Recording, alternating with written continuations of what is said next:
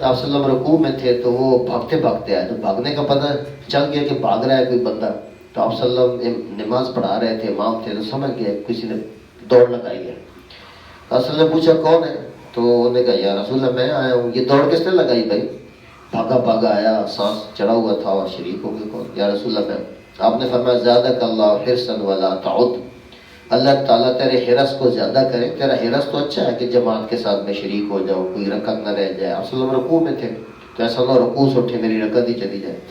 तो ज़ादक अल्लाह हिरसा, अल्लाह आपके हिरस को बढ़ाए। वला तउद के लिए ऐसे ना करना, बाग करना ना, बड़े वक़ार के साथ आओ। तो वक़ार के साथ आओ, आराम, बिल्कुल ऐसा भी नहीं कि जैसे कोई अहमियत ही नहीं, ज़रा तेज़ तो हो कि भाई एक चीज़ छूट रही है मैं उसको कहूँ, लेकिन ऐसी भी तेज़ ना हो जैसे बच्चों की तरह होता है बेवक़ार होकर, गिर गए तो फिर और ज़्यादा बेवक़ार हो जाएंगे और ज़्यादा मसला बन जाएगा, बच्चे होंगे तो हंसेंगे फिर।